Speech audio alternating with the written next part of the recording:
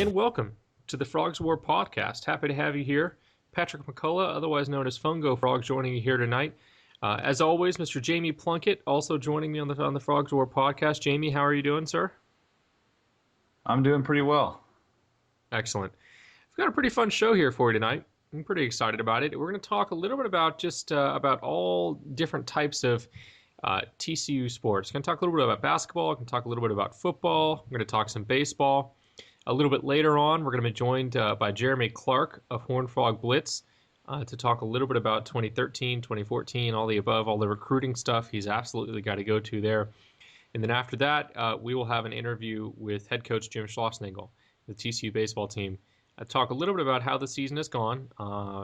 As anyone who's been following the team knows, they've struggled a little bit, but I think they're starting to turn it around. And we'll talk with him about all those different things and see maybe where we're going to go next as far as the season is concerned. But let's start with this real quick. Remember, you can always follow us at frogsofwar.com. You can follow Jamie at the D Sports Rant. I think that's what it is. Mm-hmm. Yeah, at the D Sports Rant. And of course, you can follow Fungo Frog at Fungo Frog. Pretty simple. Try to keep it pretty simple at least. Let's start with basketball. Why are we starting with basketball? I don't know, but why not? We might as well just get it out of the way. I think that's Jamie's philosophy, at least. That just talk about them first and be done with it, and we can move on to things that are less depressing, I guess, right? Yeah, that's what we're going for. Yeah, definitely. So, it's episode number 9 of the Frogs War podcast. I think we've talked about basketball for 2 or 3 podcasts now. When I started the season, I think we still had some hope. I have no hope now. We beat Kansas. That was awesome. We subsequently quit. I think the team decided that they did not at all care to finish the season. They lost again tonight to Oklahoma State at home in pretty pathetic fashion. I didn't see any kind of fight from this team. So I ask you, Jamie, what's going on? What's going on with this team? And go ahead and find a way to express your relief that this season is almost over. Well, pretty much the Kansas win was to plainly put it, it was lightning in a bottle. Kansas started the game 1 of 17 from the floor, which the number 5 team in the country never, ever, ever does, except for that one night in the history of basketball. Meanwhile, TCU shot, I think, like 35% above what they normally shoot from the free throw line. They were getting all the rebounds that they wanted to get, even though Kansas is bigger. That was just a complete anomaly. We can write that off as what that is. Since then, though, including the most recent loss tonight against Oklahoma State, 6 straight losses in a row to get us near the end of the season. It as it has been since conference play started. It's just we're looking towards next year. We're looking towards Caviar Shepherd, Brandon Parrish, Williams coming in to maybe spark this team a little bit. Amric Fields will be back. Alex Apple from hornfrogblitz.com tweeted tonight that Amric Fields was up and walking around without crutches. Looked like he was moving pretty well. So that's a good sign for Frog fans for next season, because he will be back and is expected to be the leading scorer for next season. But again, the sixth loss in a row tonight to Oklahoma State, 64-47, puts them at 1-14 in conference, 10-18 overall, and just completely so horribly bad. They do have a rival now for worst team to beat, a top 5 team this year. Penn State beat Michigan earlier tonight for their first win in Big 12 play. That was impressive. I still think our win is more impressive, though. I might be slightly biased. Definitely is. Yeah. We finish out at Texas Tech, at Kansas State, and then against Oklahoma at Daniel Meyer. And maybe we beat Tech. I don't know. They're pretty horrible. They're only 2-13 in conference. We only lost to them by 9 back on January 5th. So maybe we get our second conference win. Then that's Saturday, March 2nd. But you would color me surprised if we win one of the last 3 games. when I watch this team, and yes, I've subjected myself to watching this team last couple of games. It just I don't think that they care anymore. I see a lot of seniors on this team who probably are just ready for it to be over. I see a guy like Kian Anderson who I do think he took a step forward this year. He did get a little bit better, but certainly he is not where we thought he would be. Maybe that's our fault. Maybe we put too high of expectations on him after the year that he had last year as a freshman. But I, forgive me if you think I'm going too far here, but I don't think Keon Anderson was as good as he needed to be if TCU was going to do anything relevant this year. And he's going to have to be a lot better next year to be able to lead this team going forward and to start, right? Because we have a lot of talent coming in, including guys like Michael Williams who could really dominate the floor if they want to. The one thing there's two things that stick out to me that are good and bad. The bad is it's obvious that it's about the offense, right? Leading scorer for the Frogs is Kean Anderson at 11.2 points per game. Second leading scorer is Garland Green at 9.9 points per game, right? I mean, it's just a totally horrible, anemic offense, just the absolute worst. That's the bad. But you see that if you watch the team, obviously. The good is listen, attendance, and this is obviously tickets sold, but that's all that matters to TCU as far as the money is concerned. Home attendance, Jamie, let me know if you think you would have ever guessed this. Average per game for TCU this year, 4,684 fans. No way. I mean, I was at the Baylor game at home, and there was, maybe 3,000, 3,500. But again, and I know ticket sales is the only thing that matters to TCU, but at least 50% of those folks were Baylor fans. So really, what kind of home court advantage is that if you're not selling 50% of your tickets and 50% of the people that are showing up are cheering for the opposing team? Right. I when the team is as bad as it is right now, I have to think that they don't necessarily care. When a team is not winning, they say, we would rather have someone buy the ticket. It's like a hotel. We'd rather have someone fill the room than leave it unsold. We'd rather have someone buy the ticket than not. Now, next year, if the team is competitive, obviously I'm going to be upset if Texas comes to play, and Texas and TCU are two of the up-and-coming teams in the Big 12, and it's all Longhorn fans, and people don't start showing up. It's on the team first. I believe that for a long time to put a winner on the court. But then if the fans don't show up, and the fans always talk a big game like they're going to, but if the fans don't show up, then that's where I think things kind of hit a rut, right? That's where we hit a wall. If we can't get the fans to get behind a winning team, we have a problem. But of course, we got to get to that point, right? We have to get to the point where we have a winning team. There's been talk about guys.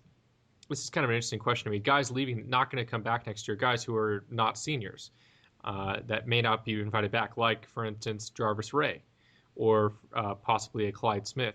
There has been talk that their scholarships might not be renewed, and that these guys might be told, okay, you're going to be a walk-on, or you're going to be asked to move on, so that Trent Johnson can bring in his own team. And obviously that means he has to bring in his own team. We've only got 3 guys committed right now. But talk about, Jamie, the philosophy of saying that you're willing to clear house except for your top flight players to bring in your own guys, even if the guys that you're letting go could be, at least somewhat talented. Do you think that might happen? And what's kind of your overall thought about a coach who might do that? Well, it's a similar situation to what Larry Brown was doing over at SMU before this season started. I think he pulled 3 or 4 scholarships from some guys who he simply told face to face that they weren't up to par with the skill level he was expecting his players to have. And it's always walking a fine line when a coach is starting to pull scholarships like that. I understand the situation that Trent Johnson is in, where he's looking at the talent on his roster for next season already, and he's saying, "Look, I don't have what it takes to be competitive in the Big 12," and that makes him want to go out and find that talent and bring it in. But he's got a clear room. Now, we always say when football coaches do this, especially coaches in the SEC who pull a lot of juniors and senior scholarships who don't see a lot of playing time so that they can bring in those large recruiting classes every single season, it's kind of frowned upon. And when you bring in a kid and you tell them that you want them to be on your team, and you give them that scholarship to come play there, they're expecting to get that money for 4 years. And a lot of these athletes don't have the money to play at TCU if they're not on a scholarship, and more or less get that kind of education. So it's walking a fine line. I can see both sides of it, where you want to honor you want to honor the scholarships that you've given, because you don't want to kind of create that image around yourself of being one to pull scholarships from players. But at the same time, I see what Trent Johnson wants to do, and that's bring in the players that he wants, that he knows can compete in this league. For guys like Caviar Shepherd, it's hard to ever argue that they shouldn't take someone's scholarship if they had to do that. Now, obviously, TCU's got a bunch of graduating seniors. They have a bunch of, I think they have 3 walk-ons this year on their staff. So there's room to move guys around. I'm not saying he's just going to totally clear house. I would like to see Jarvis Ray and Clyde Smith come back, because I think that they do have potential to be a role player, right? Clyde Smith, I wouldn't mind as a third point guard. And yeah, sometimes you need 3, especially if you have an injury. Jarvis Ray, I could see as a backup 2 or 3. And you absolutely are going to have that if you're going to do anything in the Big 12. You have to have depth. But, if Trent Johnson was to go up, was to tell, Chris Del Conte that, I'm considering releasing these 4 guys from their scholarships to TCU because they, frankly can't hack it and we need better talent. If I was Chris Del Conte, I don't think I would get mad at him. I don't think I would jump on him and tell him he couldn't do that. I think that's just, if you're going to pay Trent Johnson $1.6 million plus that he's getting right now to build the team, you got to let him do it, right? You got to let him go out and do it his way and get his guys, and then you give him a chance to win. And if he can't win, you move on to the next guy. I think that's the natural progression of things, at least normally it is. So it'll be interesting to see what happens. No, I agree, and I think the same thing as you do. If he approaches CDC and asks for that and says he's going to do that, I think he'll have Del Conte's blessing. But that's something that's really, really easy to recruit against if you're another school in the Big 12. Sure, absolutely. Saying, hey, well, if you go to TCU, do you even know if they'll keep you around all 4 years? Right. We will. And so that's, it's like I said, it's always a fine line. No, absolutely, it is. It is, no doubt. And we'll see what happens with TCU basketball recruiting as the rest of the year finishes out. They're going after a lot of really big guys that try to finish up the class, a number of 3 stars, a number of 4 stars. We shall see what happens. And I'm hopeful that this class will finish out with some depth, not necessarily all 5-star guys, but we need some depth. And then everyone's just got to get in and work, and guys like Aaron Durley and Amarick Fields have got to get healthy, so that we can take a look at what we have. And then we'll know more probably in September and October of next year. And as TCU's marching through the season undefeated, Casey Paul Hall Heisman candidate, we'll be able to start talking about basketball and be hopeful again. And I have no doubt that they will crush our hopes at some point in December. But most likely. That's for another time. I'm not going to get depressed about it now. No, right. We can't get depressed about the depression that we're going to have in less than a year. So let's talk now about some football. Okay. Spring football's coming up, and there's a lot of storylines. Number one, Casey Paul Hall rejoining the team, which we talked about in the last podcast, but now he's actually going to be on the field. He's going to be on the field. He's going to be in the newscast. He's going to be every single guy. Randy Galloway is going to have a column. Gil Leberton, or whatever, however you say his name, is going to have a column on Casey Paul Hall redemption story. Talk a little bit about what you're seeing or what you're expecting to see this spring, and talk a little bit about the Casey Paul Hall effect on this team. Well, first I'll start with what I'm expecting to see. I'm expecting to see a kid who is going to keep his head down. He's going to work hard to get back into the football shape that he was in before all of this mess happened. I expect a kid who's going to do what he needs to do to take care of his grades, what he needs to do to kind of regain that trust of his teammates that he probably lost. It's always hard when you're playing a team sport to watch a guy screw up and have it affect you so heavily. You do tend to lose trust in that player, and one of the big things Paul Hall's going to have to do, especially in the spring, is try and show those other guys on the team that he's changed, that he is planning on staying changed, and that he's really back to have a positive impact on this team. Again, I think right now the fact that it's been so quiet since he's come back is fantastic for TCU. I think that means he is keeping his head down. He is doing all the things that he needs to do, rehab wise and athletics and academic wise. And if he continues to do that, I think that's going to have an incredibly large impact on the trust that he's gaining back from his players and what that implies for TCU in the fall. One more thing that I want to talk about. Go ahead and name the one guy that's going to be in spring practice that you want to see, who could make a really dynamic difference for the Frogs if he takes the next step and really kind of starts growing into his own. I'm going to say Aviante Collins.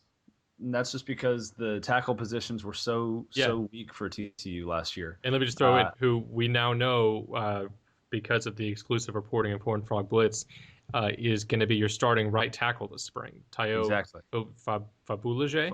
Fabulage, yeah. Right, has been moved to left tackle, which I read two ways. And we could talk about that in a second, but keep going, Jamie. Well, yeah, and with Collins at right tackle, you typically want the bigger, slightly stronger guy at right tackle, and that sounds a little funky just because the left tackle is protecting the blind side and all of that. But the logic behind that is you're going to have the best rushing defensive end on the other side of the line, and that left tackle is going to need the agility to keep up with that defensive end, the arm length to keep up with that defensive end, and really the better footwork to make sure that end isn't getting to the quarterback's blind side. And what you want in your right tackle is a guy who can get really, really good push off the line, so that you can run the ball towards that side because it is the weaker defensive end. And Collins is a guy that can do that. He showed that last year. He was really good in the run blocking game. And as long as he improves his footwork and is able to pass block better than he did last year, I think that's going to have a huge impact on what this team can do offensively, especially with Paul Hall back there. If he's going to be able to have time to make his reads and see his receivers get open downfield, this offense is gonna look incredibly different than it did last year, especially in the last half of the season. Absolutely, my guy to watch my core, I guess, my group is going to be the wide receivers. I want to see how these guys replace Josh Boyce and Sky Dawson.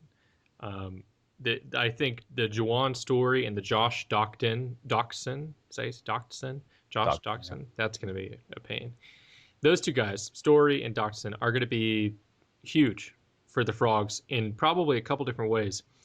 It looks like Josh is the kind of guy who is going to be your hands receiver, who's going to do everything well. Not necessarily anything superbly, not one attribute superbly, but he's going to do everything well.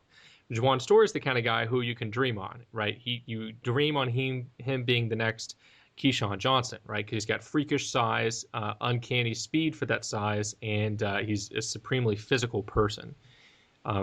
But right now, as it stands, it looks like Dockson's got the head start, and he's performing better in practice, and Story hasn't stepped up to the plate. So I want to see those guys step up and get in the game. I want to see Brandon Carter progressing. I want to see Ladarius Brown taking the next step. All of these things with the wide receiver core are dynamic. And let's not forget, we once again have a question of who is throwing to them. We've got 3 eligible quarterbacks right now, Paul Hall, Trevon Boykin, and Matthews. And, it's going to be interesting to see how you make the pieces fit. I think they'll all play. But watching those guys this spring is going to give us a lot of information as to what's going to happen next fall. And it's a very interesting position group for the Frogs, for sure. Yeah, definitely. And I think part of the reason that Doctson has a little bit of that advantage over Story is that he started as a true freshman at Wyoming. While I don't think Story has quite reined in his athleticism yet, I think is a good way to put it, simply because he does have all the physical tools. He has fantastic measurables, but he just, from what I've read and what I've heard, he just doesn't quite know the finesse part of everything yet, and that's what's holding him back. But like you said, with Doctson, Brandon Carter, Ladarius Brown, this core has a lot going for it. Yeah, and let's not forget Deontay Gray is now a wide receiver.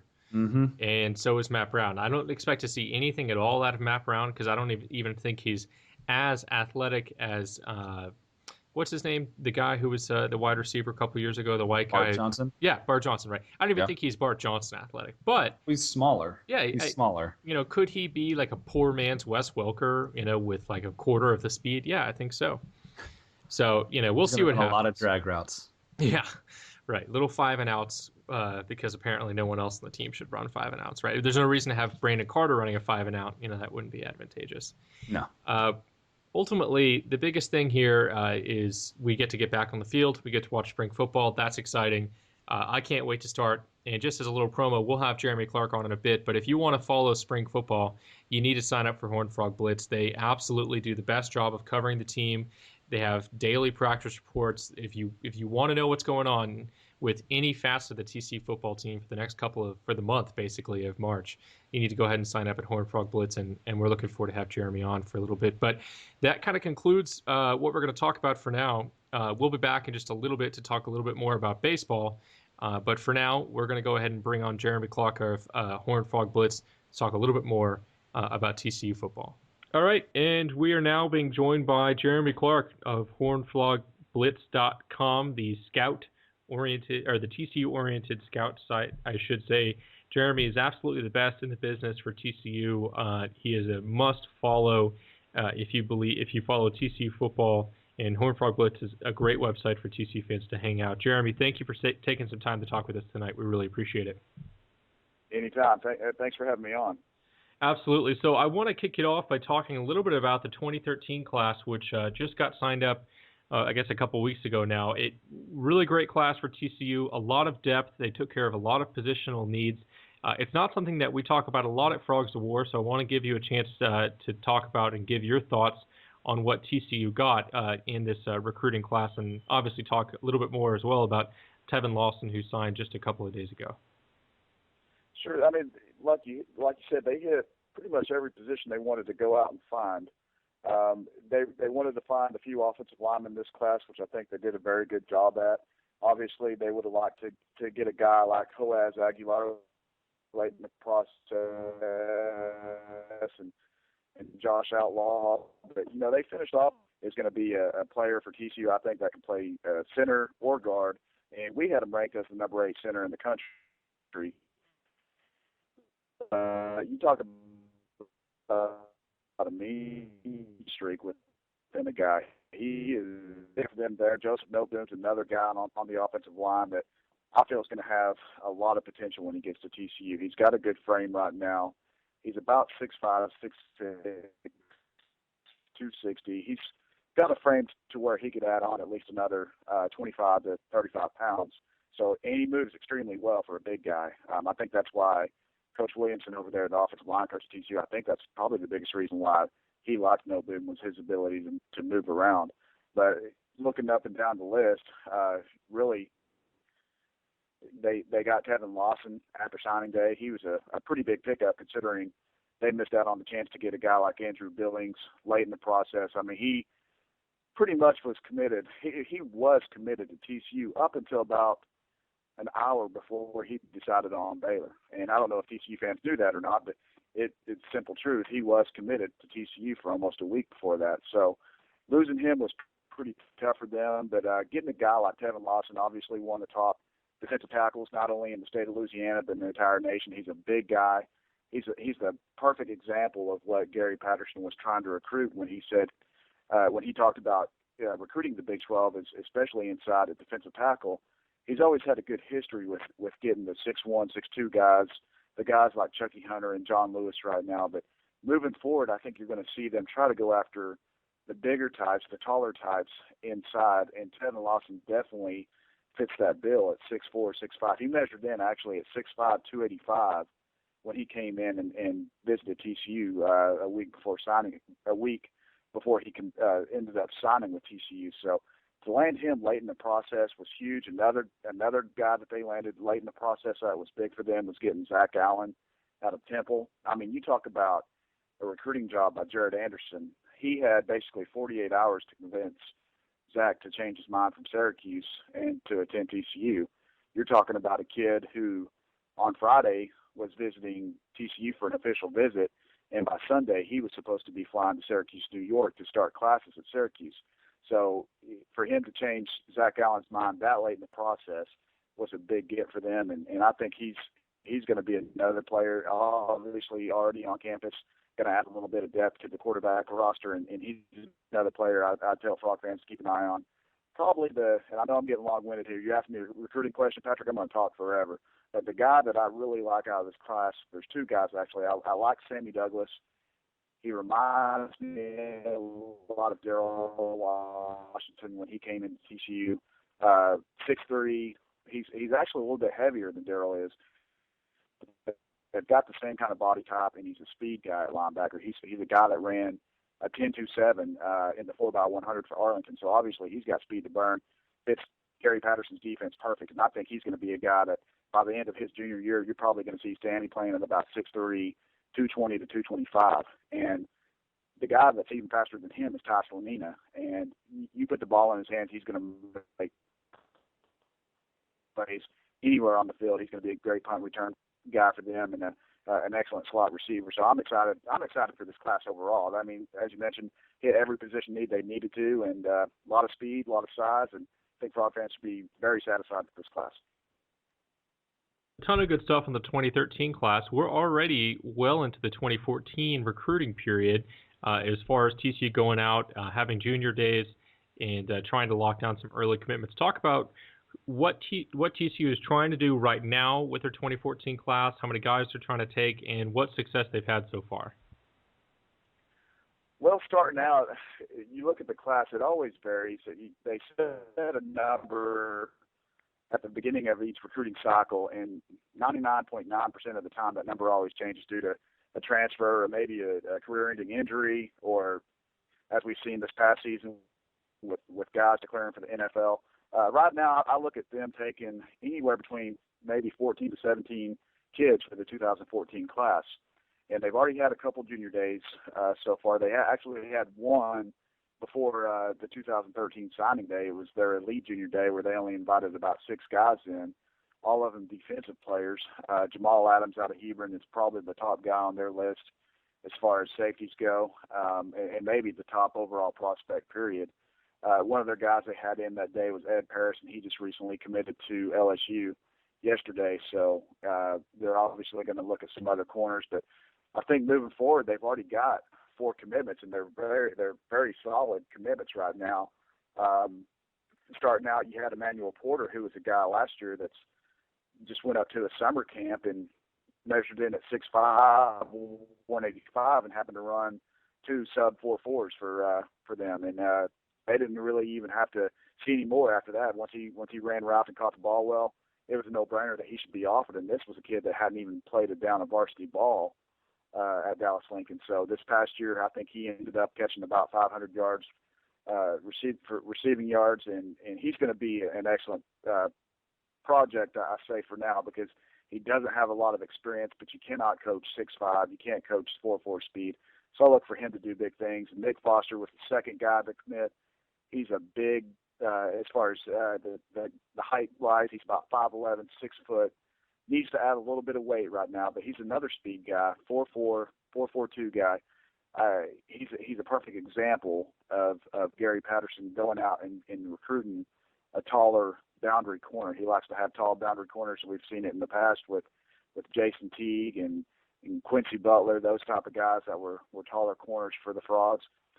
And this past weekend, I mean, the third commitment was Zaycoven Henderson out of Longview, and this kid really has the potential to be the number 1 defensive tackle in the state, and he has a chance to be a top 10 guy in the nation. So he's really exploded within the last few weeks. I think it all started in January when he went to a next level athlete combine, and the next thing you know, he was offered by Oklahoma, and then Baylor came along, and then Ole Miss, and then several other schools, and TCU offered.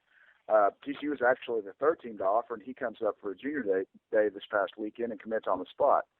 And that's huge for them, especially losing a guy like Billings, because a lot of people are already comparing this guy to Andrew Billings. But Monday, they get another commitment from a quarterback, Grayson Muehlstein out of Decatur. And I've watched this kid since last summer, and you talk about a kid that fits TCU's offense to the T. I mean, he's a big kid. He's 6'4". He's right at 200 pounds right now. I'm sure everyone's seen his pictures. He's a muscular-looking kid. He's a fast fast guy. I've seen him run a 4.52, and he's a guy that also runs track, and he almost made it to state last year at Class 3A in the 200 meter with a 22.2. So obviously he's got some good speed, but the best part about it, he's not only an athlete, he's really got one of the stronger arms in the state. If you compare him to guys like Foster Sawyer or Zach Rich or Gerard Hurd, I watched him head-to-head against Gerard Hurd last year at a TCU camp, and every throw Gerard Hurd made, Grayson Muhlstein made, and Gerard Hurd right now is our number one ranked quarterback in the country. So that should tell you what kind of athlete and quarterback that they're getting in Grayson Muhlstein. Yeah, lots of stuff for the Frogs to dream on there as far as the 2014 class is concerned, but we have some more pressing needs, and that is to figure out what's going on with the 2013 football team, the varsity squad for TCU. Spring practice just around the corner, and obviously there are a lot of really big storylines for the Horned Frogs. Starts with Casey Paul and works its way down. Go ahead and talk a little bit about what you're expecting to see from TCU this spring, what they're trying to find out about their team, and what TCU fans should keep their eyes on. Well, I mean, the obvious question is Casey going to be back to his normal form? And I think a lot of eyes are going to be focused on that. And I think for the most part, TCU's probably going to do a good job of shielding really Gary coming out and talking with media after every practice about how he's doing. Obviously, if Casey doesn't win the job, they still have a good quarterback with Trevon Boykin. But I know a lot of people are really focused in on how Casey is on his return. I think that's the number one priority right now, because if you look at last year, as well as Trevon played, he still had a lot of freshman mistakes, and a lot of those mistakes were, is he a good enough passer for the Big 12? And obviously, as athletic as he is, he could make more plays than Casey with his legs, but he just can't make some of the throws Casey can make. And I think, looking back, if you have some of those opportunities to open up the passing game a little bit, TCU might have had a chance to win a couple of those games. But the good news is they still got two pretty good quarterbacks. Another question you got to have is the linebackers. I mean, they only have literally three linebackers on scholarship. You have Jonathan Anderson that's just shifted over from safety to linebacker, which I think is a brilliant move because he's a big guy. He's 6'3", about 220, 225, and he's a guy that runs a 4.3. So you take that kind of athleticism and put him at linebacker. If he can learn the schemes, he's going to have a chance to be a really good player for that defense. We saw last year the biggest problem for TCU, especially with Kenny Kane and Joe Hasley, was covering fast slot receivers over the middle. And I think we saw that against Oklahoma. We saw that against Michigan State in the bowl game. So for him, if he could pick up the scheme pretty good, it's going to make TCU so much better on defense, just adding another element of speed out there. But, you know, the main question is just the depth there. You only have so many linebackers to put on the field right now in the spring. And you count in those three guys with Jonathan Anderson and Marcus Mallett and Paul Dawson, and add in Joe Hasley, who's probably the best guy right now just because he simply doesn't play out of position. And that's something that Gary Patterson loves, is a guy that's not going to get them out of position. If they follow their assignments and don't bust any of them and have good awareness on the field, he's going to play. I mean, we saw it with Ross Forrest. We saw it with several walk-ons who just came in there and learned the schemes a lot faster, that got some playing time over some scholarship kids. So that's another big question for me. Damani Cross has got a pretty big job ahead of him, getting the defense, especially the linebackers, ready to play. I mean, he's got a tough job, not only with the small linebacker core, but he's also got to replace Randy Shannon, who actually did a pretty good job in his short term here last year. But overall, those two questions are the main ones in my mind. I like some of the position changes. I like Colby Griffin going to free safety. I think that's where he probably should have played all along, because that's where he was recruited. He really didn't have elite level speed coming into TCU. I think he has enough speed to play free safety, and he's an intelligent kid.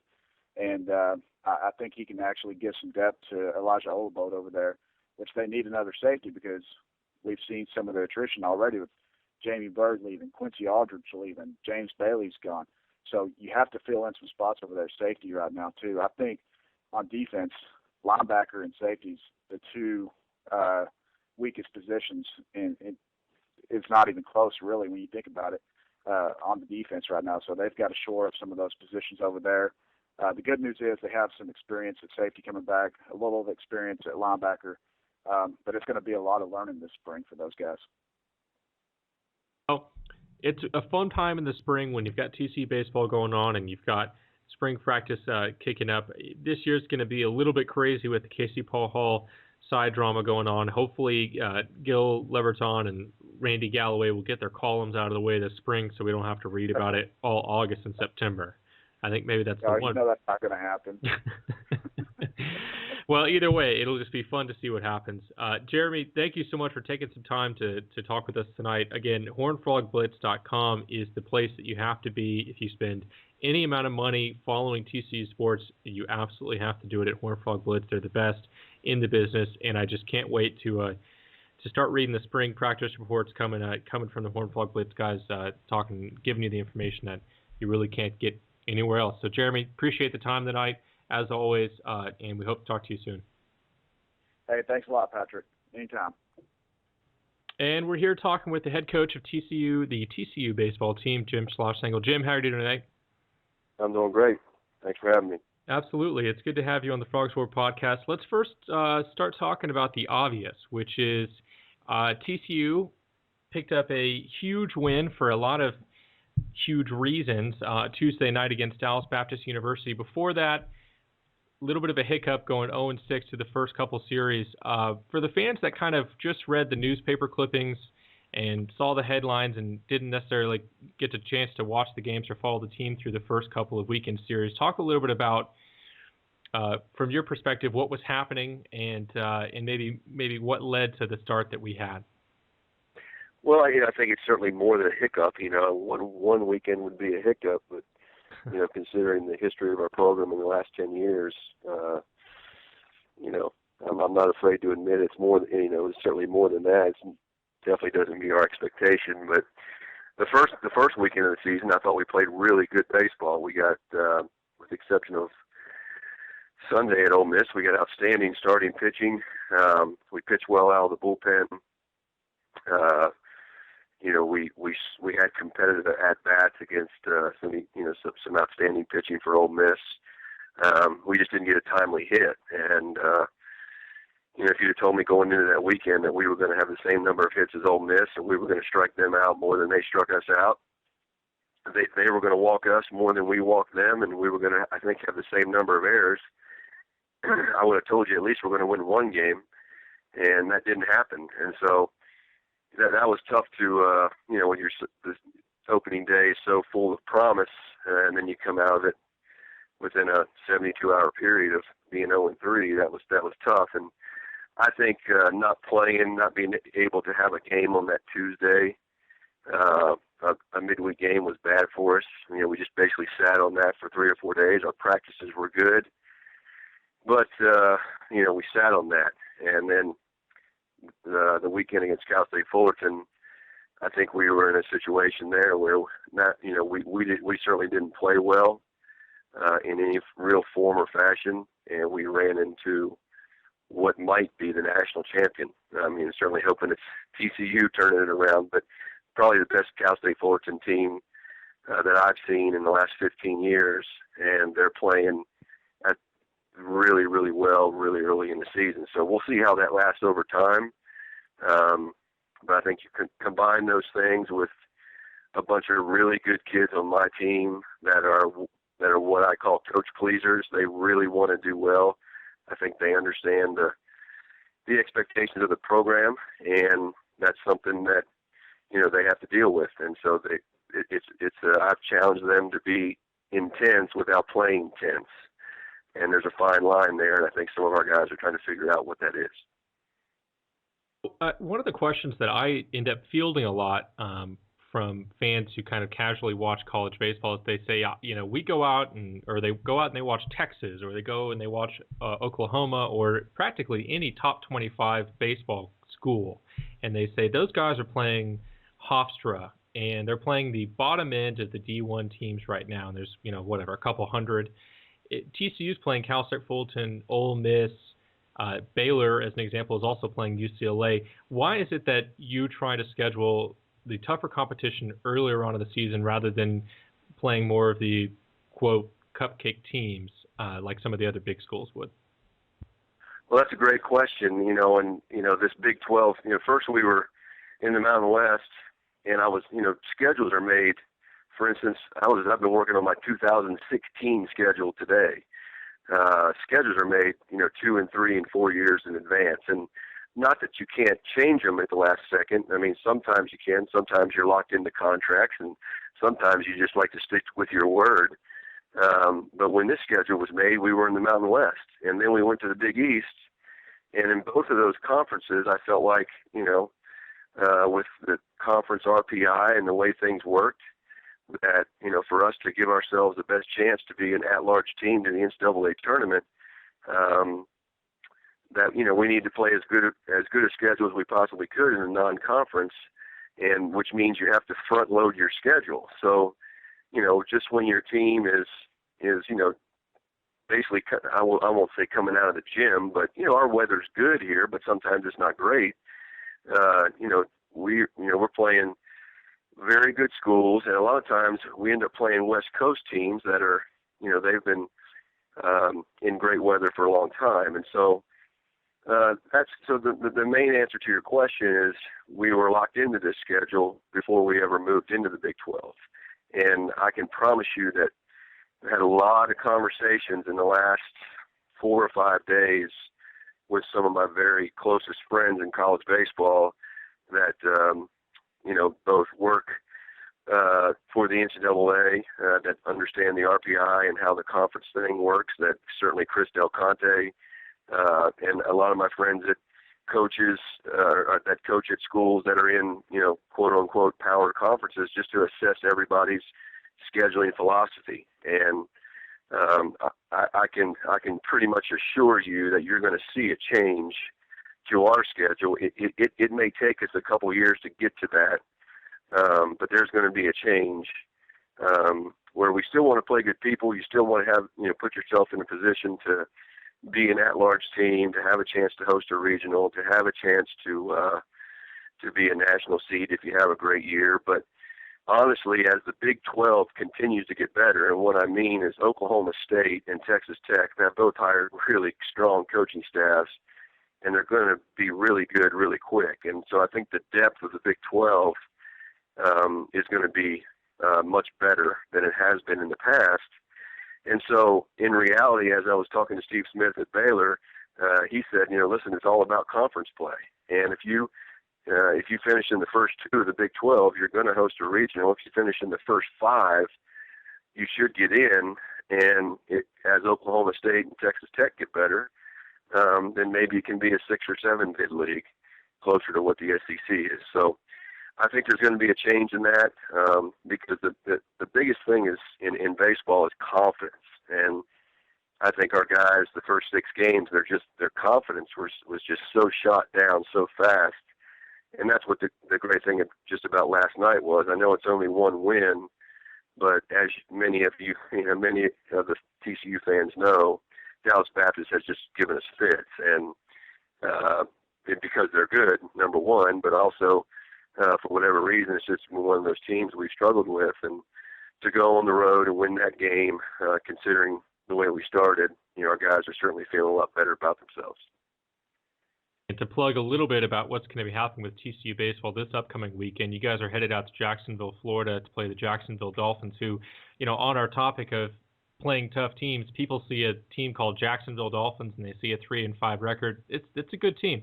They've played a tough schedule so far and have gotten 3 wins against some pretty tough schools, which is, I think, shows that they're going to be a team that's going to fight, and you have to play them in Jacksonville. So on the road is never always the hardest thing to do in sports is win games on the road. So the Frog fans should definitely tune in to Chuck's call this weekend as TCU heads to the East Coast to take on Jacksonville. The next thing that I wanted to bring up with you, Coach, is a little bit about the lineup. I think fans, when they look at the 0-6 start, immediately jump to offense and say, we absolutely have to be scoring more to win games and to be competitive. And I think that's true.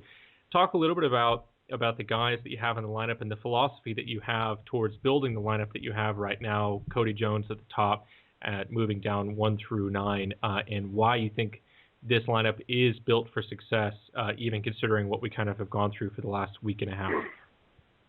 Well, I think, the bats have changed, and I've been a guy that's maybe been a little slower than most people. The bats have changed a little bit the way you have to construct a lineup nowadays, because there are very few true power guys that can hit the ball out of the ballpark, especially Lupton Stadium. Now we've, moving the fences in, we've tried to change that somewhat, but the wind is always going to dictate. Doesn't matter where I put the fences, the wind is always going to dictate what happens in that park. In a perfect sense for this particular team, obviously Cody Jones would be the guy that needs to be the spark plug, kind of lead-off guy for our team, and he certainly was that last night. I think, and this is going to be a long answer to your question, but I think people fail to realize that a kid jumping from junior college baseball to Division I baseball, a lot of us, even coaches, expect him to step in and make this massive impact. And when you look back at it, most of them, it takes them, just as much of an adjustment as a high school player. Matt Curry was a pretty good player for us as a junior, but he's a really great player for us as a senior. The great thing about Cody Jones is he came as a sophomore, so he's not draft eligible this year. So we're going to get a chance to see a jump in him. But he struggled to start the year off, and we moved him down the 9-hole on Sunday, and I think that took some pressure off. And he had really good at bats, and I told him after the game I'm moving him back in the leadoff spot against Dallas Baptist, and you saw the guy that we needed to have. In the 2-hole, ideally you'd like to have a guy that can really handle the bat, or with a speedy guy like Jones, I'd like to have ideally a left-handed hitter, because it makes it tough on the catcher to throw him out. He can't see him, and also with Crone, I like hitting Crone in the 3-hole, because I'd like to have him. It gets him an extra at bat during the course of the game. He's going to hit in the first inning, and if we're playing in a park where he can hit the ball out, then it gives us a chance to score quick. And so whoever hits in front of Crone is going to get fastballs, and if that's Derek Odell, he's a pretty good fastball hitter. If it's Jansen Whitty, he's a guy that can really handle the bat. So for instance, last night I hit Odell second. So he's going to get fastballs. He's a pull hitter for the most part. It gives him an opportunity to pull the ball through the 4-hole when the first baseman's holding the runner on. I hit Whitty. Crone's not going to. If there aren't people on base, or if there's a base open, then the people are going to pitch around Crone a lot. So Whitty, although he has doubles power, he's not a home run hitter. He's our most experienced guy, and he's a guy who's a clutch hitter. And I'm not, if there's second, third, and 2 outs, and they walk Crone, then Whitty's one of the better clutch guys we've had at TCU, and he can drive in runs. And then from that point forward, for me, with this year's particular team, we have some left-handed hitters. So I like to, try and juggle those lefties and righties so the other team's coach, can't match up. Dallas Baptist was having all kinds of trouble last night out of the bullpen, trying to go left-hander to Odell and then bring a right-hander into Crone and Whitty, and that puts stress on the other team. So Brett Johnson, in a perfect world, I think he has a little bit of power. He's a left-handed hitter. He can pull the ball, and he's a good guy in the 5-hole.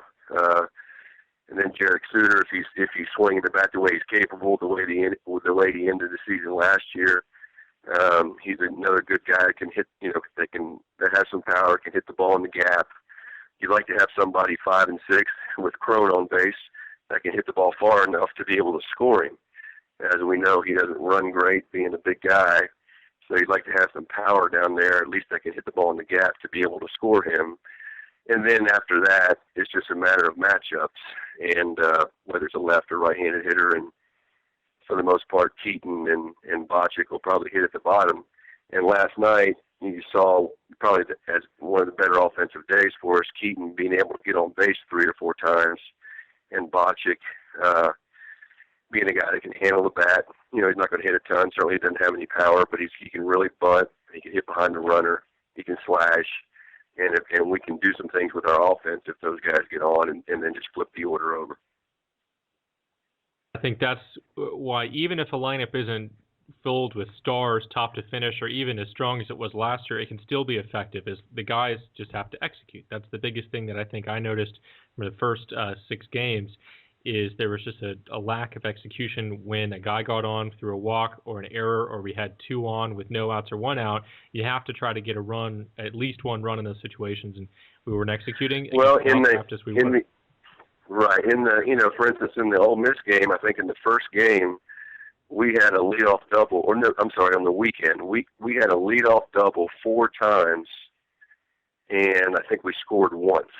And now 2 of those, and one was to start the season, and this is just a matter of luck, and this is where fans have to pay attention to what actually happens versus the result. Cody Jones leads off the season with a double down the left field line, and Derek Odell's up with the runner at second base, nobody out. Well, I'm not going to bunt him over in the first inning, and I'm going to let Odell swing away, and he hits an absolute laser to center field that hangs up long enough for the center fielder to catch it. And, had that ball fallen, we would have scored certainly at least 1 run and maybe more. And we had the same thing happen later in the weekend when Brett Johnson lined out to center field. So, it's kind of, you have to look at each situation individually, see what happened, what was the game situation at the time, and move forward. But there's no question that with the BB-Corp bat now in college baseball, you can't sit around and wait for a 3-run homer. You have to make things happen, which is one thing, last night, when very rarely are you going to put a hit and run on with Kevin Cron, and we did that just to create some sort of energy and action in the game, and he hits a double in the right center gap, and we score in the first inning. Absolutely. So final thing here, and I'll let you get away on this one. The only big question mark I think that is still kind of looking at us from the pitching staff's perspective is the Sunday starter. We've had a couple of different guys fill that role. Talk a little bit about what you've seen from Stephen Crichton, Alex Young, and what you're planning on or expecting to do going forward. Well, I think, Alex is going to pitch this Sunday. He's got a lot of ability. He doesn't have a lot of endurance right now. We had built him up to be a starter before the first weekend, and then we didn't need him to start that weekend. That's where we not having played that midweek game really hurt us. So he went for about 11 days or so. He pitched 2 innings or 1 or 2 innings in the Ole Miss series, and he was ready to go in the start against Ole Miss and did well until he kind of ran out of gas in, I guess, the 3rd or 4th inning. But he's going to start this Sunday. Stephen Crichton, we're working through some things in his delivery to try and iron out a few things. TCU cannot have the kind of season we need to have without Crichton being a big part of it. So we're going to kind of attack. Certainly Seidenberger is going to be a part of our rotation on Sunday if we absolutely had to get somebody out and he felt good. But we're just going to get through this weekend and see how everybody feels, see what we may throw a bunch of different guys next Tuesday against Arkansas Pine Bluff, and then I'll just evaluate Alex Young versus Seidenberger and kind of see where we are, because we have 1 more week of non-conference play, I believe, before we start conference play. So I would anticipate that Finnegan and Morrison would be a part of that weekend rotation, and then, either Seidenberger or Young, and then we'll just see how Stephen is pitching. I'd really love to have one of those power lefties, Young and Seidenberger, in our bullpen, to be honest with you, because that would give us 2. Travis Evans has been throwing really well, and if we had another one down there, then it would really make our bullpen strong. If they both have to be starters, then that's fine. But ideally, I think I'd like to get Crichton back in the starter mix, even if it's during the week, to give us some innings, and that way it'd make our bullpen that much stronger. Well, Coach, we appreciate you joining us here tonight. Taking some time to talk a little bit about TCU baseball. Again, the baseball team is going to be on the road, Jacksonville, Florida, to play on the Jacksonville Dolphins this weekend, Friday, Saturday, Sunday series. You can find all the relevant information on gofrogs.com. Coach Schlossnagle, thank you so much for your time. We appreciate it, and good luck this weekend. Thanks so much. Take care. All right, we're back here again at Frogs of War podcast. I'm Jamie Plunkett here with Patrick McCullough, also known as FungoFrog, excuse me. Fungofrog.com. That's Fungofrog.com. He's branching out, folks. Thanks again to Coach Schlossnagle for hopping on with us. That was you can't express enough gratitude to him for taking time out of his day to do that. But Patrick, we've got a few more questions for you as our resident baseball expert. I've been watching so far this season. Obviously, not the start that any fan wanted to see our team get off to. 1-6, being swept by Ole Miss and Cal State Fullerton in the first 2 weeks of the season, with our only win coming against a pretty weak Dallas Baptist team. If you had to say that there was one glaring thing wrong with this team, I know that there are a lot of mistakes, but what's the biggest thing that's going on with this team right now? Well, I mean, the word that you use is execution, right? So this is not a team that is as good on paper offensively as the 2012 team, let alone the 2011 team or 2010 team, right? 2013 is going to be about a team that has to learn how to play within itself, to play the game that it knows how to play. That's the big thing that it has to do. Now, through the first 6 games, the losing streak, the thing that I saw the most, and we talked a little bit with Coach Schlossnagle about this, was that guys were not executing in situations where you have to score. In situations where you get a guy on with a walk or an error and first or second base, or you get 2 guys on with no outs or 1 out. In those situations, you have to be good enough as a team to execute to at least get 1 run. When you're not a team that just bashes the ball around and can expect every player to be hitting gappers, you have to have the ability to at least move the runners, to at least get a big base hit with runners in scoring position. Otherwise, you're not going to win. I don't care how good your pitching is. You can have North Carolina's pitching staff. If you cannot execute on offense, you're going to lose. And you saw that in the Ole Miss series. Brandon Finnegan and Preston Morrison were absolutely amazing. TCU lost both of those games. On Sunday, Stephen Crichton kind of just blew it in the first inning, but TCU was still in the game late, right? We had a bunch of opportunities to come back. I think we had bases loaded at one point with either no outs or 1 out, and we didn't get anything done. We were down by 2 at the point. I think it was 5-3. And that kind of thing just can't happen, right? You just cannot, you can't do that. Now, from a pitching standpoint, the team has been pretty good. Cal State Fullerton series, they didn't execute as well as a staff. Preston Morrison did not have the kind of laser sharp control that he would need to have to be competitive at this level. Brandon Finnegan kind of lost his delivery. They tweaked his arm slot a little bit this year, and he kind of lost it in the first couple of innings against Cal State Fullerton, but still is competitive. Alex Young on Sunday, I think he was amped. His delivery allows him to be a little bit wild sometimes, and he frankly ran out of gas, and that's what Coach admitted to us a little bit earlier, was that he just kind of ran out of gas. He kind of hit his pitch limit and lost it towards the middle, I think the fourth, fifth, or sixth inning on Sunday. But overall, they've been good. You can't point at the pitching staff and say it's their fault. I think you have to point at the lineup and say they're not executing right now. Now against DBU, it's one of those games where all the problems were rectified, right? The lineup was executing almost every single inning. If a guy was on and running, was in scoring position, second or third, with 1 out or no out, he almost always scored. When they got a lead and they were up, they didn't let it go. Trevor Seidenberger had a no-hitter. He had a no-hitter going when he left the game. Ended up losing it. Trey Teagle came in and gave it up right away. But the Frogs pitching staff continued to execute down the line. I think the Frogs gave up 1 run in the 6th or 7th inning. The bottom of the inning, the top of the next inning, when the Frogs came up to bat, they got that run back. And when I saw that happen, I knew just instantaneously that this lineup had figured it out. There was something about their attitude that they were bringing to the game that was different, and they were attacking. Now, the qualifier to everything that we may say here about the Dallas Baptist game. Dallas Baptist this year is not close to being as talented as they have been the last couple of years. I do not think they may make a regional, but they'll be a 4 seed. They always play well against TCU, but that's typically because they actually have pretty talented players. This year, they're not that great. The pitching staff especially is just not very strong, not very deep.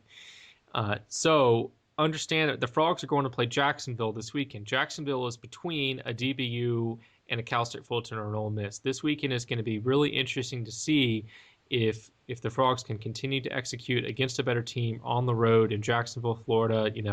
Different time zone. It's going to be a little bit of a different situation. But the question is, what's been going wrong? It's about execution. It looks like they're starting to figure that out.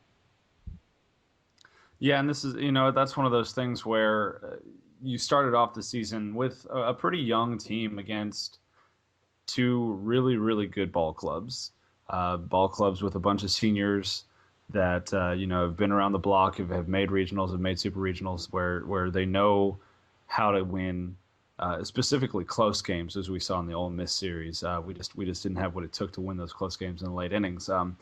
But going back to the fact that this is a pretty young team, we had a lot of newcomers this year. Who's the most impressive newcomer to you so far this season? Well, it's hard to, if I didn't say Trevor Seidenberger, who for TCU had an excellent relief appearance where he was flawless and just threw a 6-inning plus no hitter, Tuesday.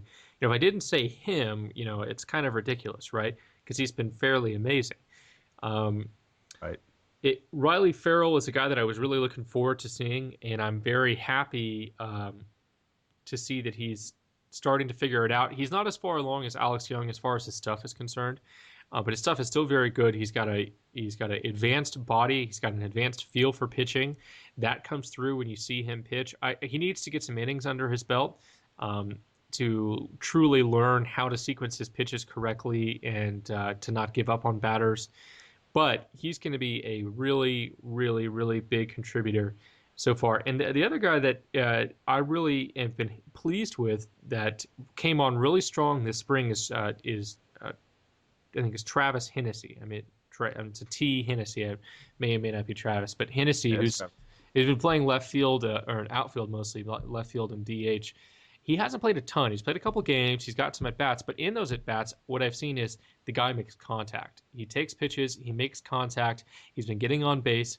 He hasn't played in a little while. He didn't play Tuesday. And as all of our loyal followers at Frogs of War know, he's the guy I want to see in left field to see if he can continue this. I'm really, really happy to see a kid like that step up.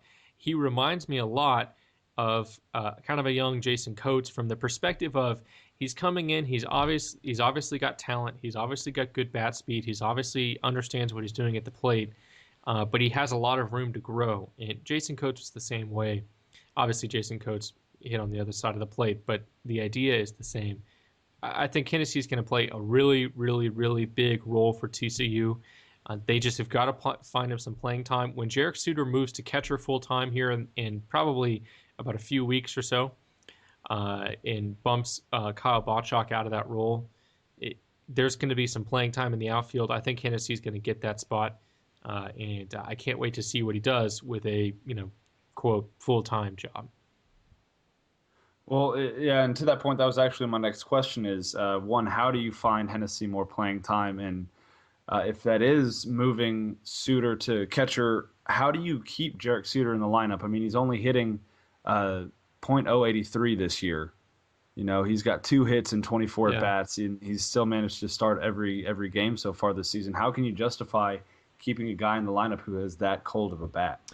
It's tough because in the Ole Miss series, if you go back and watch the tape, almost every single one of his balls that he put in play was extremely hard hit, like a rocket, and it was caught. It was extremely unlucky. It was a really tough thing to watch. Last weekend against Cal State Fulton, he looked pretty lost. He was chasing, he was pressing, but so was every other person on the team, right? Now, I understand against DBU, he didn't exactly do anything special, and I did have a lot of texts and tweets and emails saying, why is Suter still playing? You know, we should get other guys in the lineup. Here's my thing. He's going to be a better bat long term than about 3 or 4 other guys who you would plug into the lineup in any number of spots. He's absolutely going to be a better bat than Kyle Botchok is going to be, and that's the catcher comparison. And the reason is because Derek Suter does have power. You could say that. Botchok, you could say, has zero power, right? He's not going to hit for power at any time. They may both be struggling with contact right now, but the only way that Botchok holds on to his role, in my opinion, is if he is an excellent defensive catcher and a fantastic receiver so that pitchers love pitching to him and he helps the staff. I think he's been a good receiver, and I could see how pitchers would like pitching to him from watching him, the way he works behind the plate. But at the same time, we've had a lot of pass balls. A lot of people have been saying they're wild pitches. There's quite a lot of balls that I counted from the vantage point of that center field cam that bounced right in front of him. And he tried to block, but blocked 7 feet to the left or the right, or balls that hit his glove and bounced straight out, and guys moved up. And you just can't do that, right? And last year when Josh Elander was in that position, he was doing the same thing. But the difference is Elander was hitting like 340, with 40 RBIs. Botchok's never going to do that. So I think when Suter's shoulder is 100% healthy and they're comfortable letting him catch at least 2 out of 3 games on the weekend, he's going to take that job. He's good enough defensively to hold it, and that allows you to put some more bats in the lineup. Essentially, if you think about it from a standpoint of talent, everyone I'm sure who listens to this game, almost everyone probably plays a video game. And video games for baseball, they rate players with numeric ratings, right? Overall rating. Jarek Suter is probably an 80, 82 kind of guy on a 100-point scale. Botchok is probably a 75 kind of guy. If you could take Botchok out, you put Suter in, you allow yourself to put in a guy like Hennessy or Hendricks and Daniels who need to get at bats to see what they can do before we get into conference play. And Botchok, just from what he's done at his previous stops at Houston and the JUCO ranks, you just already know what he's going to bring to the table, and it's not going to be much. So I understand the frustration with Suter, but even if he doesn't get tremendously better, he's still a better option at catcher. And I do think he is going to get a lot better. He's going to start mashing balls like he was at the end of last year, and he's going to be the 5-hole guy that TCU really needs to cement that core 1 through 5 in the lineup. Yeah, and to your point earlier, I think we got a little bit spoiled at catcher over the past few years with Holiday back there, and then Elander, even though he wasn't as good defensively, still with the big bat. And one thing that I think leads to a lot of the pass balls that Botchok is dealing with is his size. He's only 5'9", 175, and so when you're working with a small frame like that and you're expected to block a lot of pitches that are going to wind up in the dirt, I think it becomes more difficult, don't you? Yeah, I mean, a little bit. Yeah, the biggest thing I see from him is a technique problem. When he goes to block balls that he thinks are... Well, okay, it's a technique problem, but I should have said judgment problem first.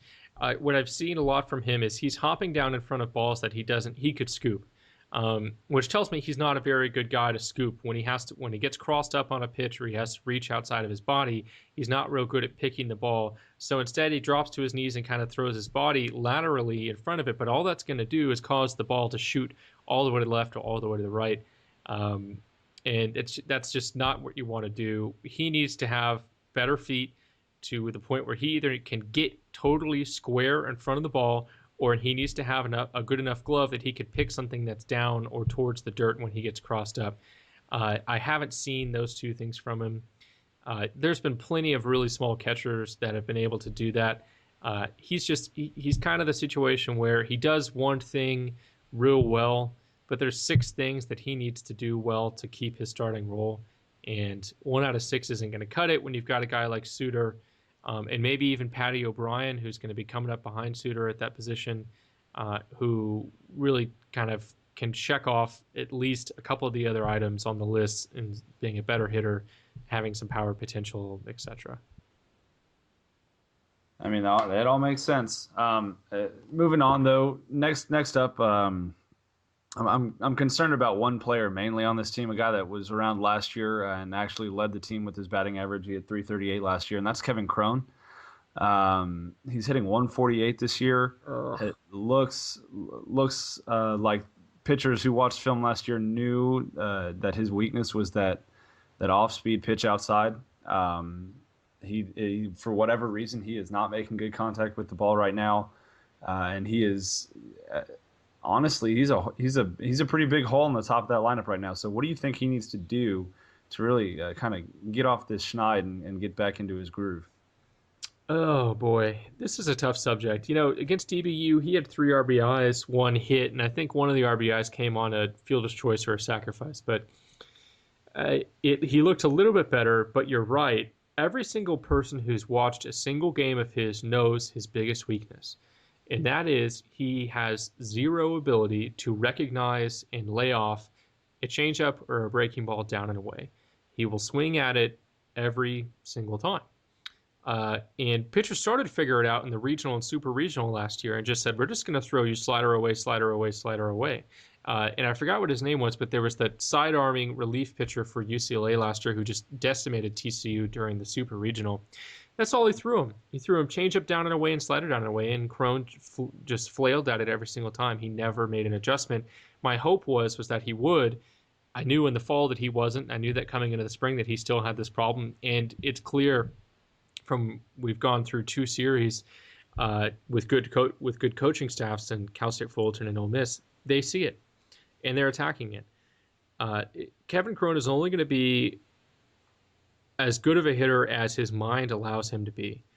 And he's going to have to decide 2 things. Number one, he's going to have to decide that he's going to lay off that pitch, that there's no good that can come from swinging at a fastball down and away or a slider down and away or a changeup down and away. And he needs to learn to recognize it and just say no. Umpire calls it for a strike. Okay, that's fine. But you just can't flail at it every time. You have to force guys to change the game plan. And when they do that and they start coming up, they start coming in, they start getting their balls across the plate, or over the plate, I should say, that's when you have your best chance to hack. The second thing, though, when I talk about his mind, he has to decide that he cannot win the game on every pitch. And he has to decide that his best asset to TCU baseball is being a consistent, patient presence, a guy who gets on base, a guy who gets the big hit, not the guy who hits a home run every at bat, not the guy that's literally going to lift the team on his shoulders and go all, Alex Rodriguez, Texas Rangers MVP season. He doesn't need to be that guy. And I'm afraid in watching him, especially during the losing streak, that's exactly what he was doing. Now, if the team can sweep the series or win 2 out of 3 this weekend, is he going to start changing his attitude and realizing that he has a role to play in a bigger organization? I hope so. But I think if he doesn't fix those 2 things, can't see that he's going to get back to where he was. And the thing to remember is that he missed a lot of last year. He is essentially still finishing up his freshman season as far as games played. He's got a lot of room to grow, but he's got to allow himself to make those adjustments. If he can do it, he's going to be great. If he won't, I can't see how he's going to fix the major flaws in his game that will allow him to be better. Yeah, when I watch him at the plate, it kind of reminds me of Mitch Moreland for the Rangers, a right-handed version of Mitch Moreland, where it seems like his confidence comes in waves. Where last year he hit it really well at the beginning of the season. Pitchers didn't know how to approach him. He got really lucky. He got to mash some stuff out over the plate, and then once he started seeing more off-speed stuff, his confidence wavered. And like you mentioned, his ability to identify that off-speed pitch, it really has not developed, especially as just because, like you said, he hasn't played that much. But over the past few seasons, there's been a trend. These teams that we've seen over the past few seasons have had very strong starting pitching, decent rotation, and then a decent bullpen, and a strong closer. A couple guys that can hit really well in the lineup, and then the rest of that lineup, and defensively when it matters, it's just not there. And so how much of that is, and this is kind of a 3-pronged question, how much of that is a recruiting issue of bringing the right player in? And then I guess 2-pronged. And then on the other side of that, how much of that is a developmental issue? And I know Schloss is a great coach. He manages the game incredibly well. But we've lost an assistant in Massey last year to West Virginia. what kind of issues do you see on that side of things? Is it a recruiting or a developmental issue, or is there just some other kind of block that's happening in the past few seasons? Well, okay, so for Maisie, the coach that left for West Virginia, he is a pitching coach, right? He's a good recruiter. He was, I'd say, a good to very good pitching coach. But TCU has a head coach who's a pitching coach, Jim Schlossnagle, and they've got Tony Vitello, who was a pitching coach and who pitched in his career, and they've got now Kirk Saarloos, who's a pitching coach. So, where I see your question is who coaches the hitters? Okay, so this has been something that's been talked about forever by TCU fans. Is when we lost Todd Whitting, we lost our hitting coach, and that's when everything went to shit. Okay, false. Two things happened, first of all, that have nothing to do with coaching. Number one, we introduced the BB Court bat, which is, if you believe the science behind it, is somewhere between a wood bat and the old aluminum bats that we used to use, meaning that we're going to get less power, less consistent contact, less pop than we used to get at the college ranks. So naturally, offense is going to slide down. We've had a couple years to look at the numbers. It has. Okay, that's number one. The bats changed. Number two, at any position for TCU, let's take shortstop, right? Keaton Jones is an elite defensive shortstop at the college level. How many elite defensive shortstops at the college level can also hit 300 and hit with power, right? Right. Right, okay. How many, take catcher. Kyle Bachok is a very good receiver and is a good defensive catcher. How many very good receiver and good defensive catchers can hit 275 and pop 1 to 5 home runs a year, right? The problem is that with Major League Baseball, there are a ton of pitchers. So guys like Alex Young or Mitchell Trevor can find their way to the college ranks. There's so many arms out there, they're more than likely to end up making it to school. If you've got a good bat, and we'll take Billy McKinney, who's a 2013 class guy who signed with TCU, who's going to come up in the draft this year. He bats from the left side. He's got extremely great bat speed. He's a simple approach at the plate. Scouts are just drooling over him because he also is a good defender in the outfield and has got a very strong arm. Throws in the low 90s as a pitcher. There's no way that kid is going to make it to school because he ticks off every single box. And good hitters in general don't make it to school. Good hitters in general, pro teams look at and say, he's a potential bat. I can project his bat. I'm going to draft him, and they're going to draft him higher, and they're going to be willing to offer him more money. Now, yes, guys do slip through the ranks, right? Kevin Crone made it to TCU. Part of it was the fact that he wanted to go to college, and he felt very strongly about that, and he had a number, right? And the Mariners who drafted him weren't willing to match his number. But the other thing was that he dropped to the third round. Some people thought he was going to be a first, supplemental, maybe second round pick. He dropped to the third round because he had flaws. Teams that watched him in high school said, this kid just gets fastballs and he feasts on them, but if you throw him a breaking ball, he swings and misses and he never adjusts, right? That was the knock on him coming out of high school. That's why he slipped. That's why he comes to college. So in general, you see the flawed hitters. They are the ones who make it to the college ranks. You're never going to have a team that bats like the Rangers did 2 years ago, that incredible lineup that had set the record for runs scored in a season. You're not going to have that kind of lineup. You have to have a lineup that, like TCU has this year, has about 6 guys who will be their core, who will produce probably 80% of the runs that they score this year. The 7, 8, and 9 guys, or 6, 7, 8, and 9 guys, depending on how you do the lineup, have to simply be good defensively and be average. If you do that, and your team executes its game plan, all you have to do is pitch really well, which, as we talked about, it's easy to do in college because there's so much talent to be had at a school like TCU. You've got so many arms that you can put out there. There's no reason you can't compete with the kind of lineup that you have right now, and that's what we have.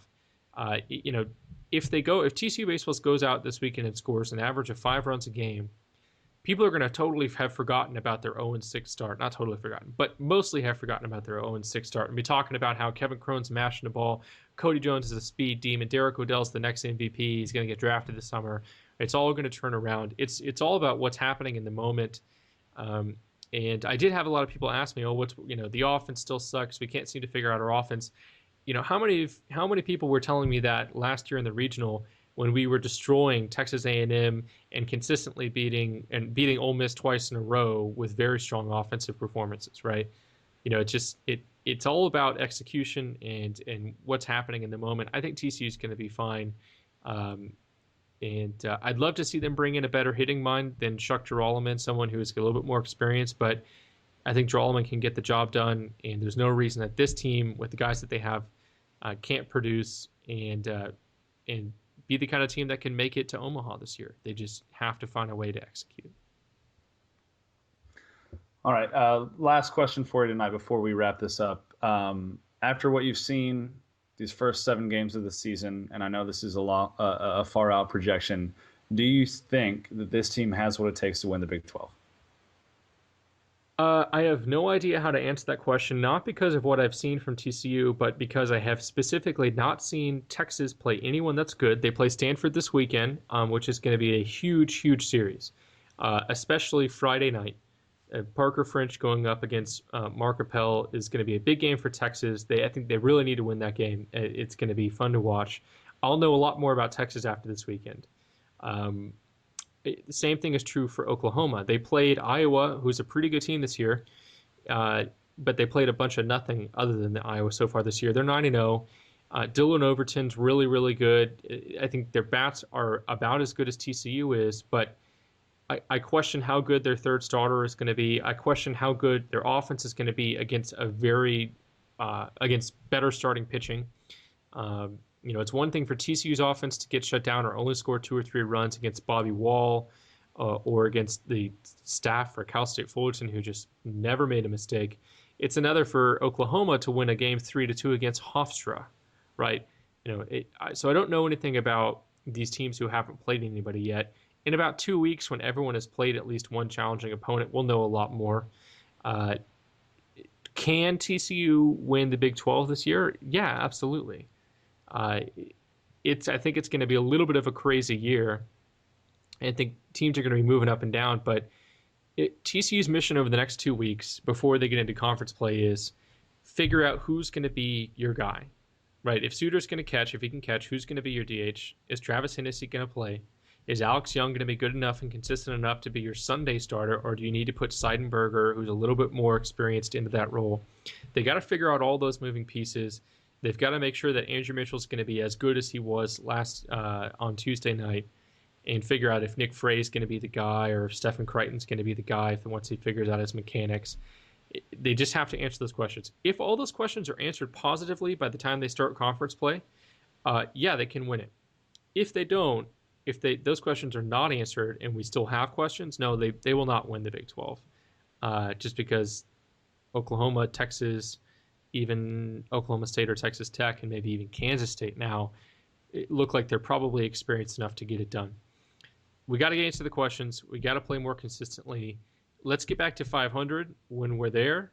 Then we'll start talking about what's going to happen in the Big 12 and where they're going to make it. Before the season, I thought Super Regional, maybe even Omaha.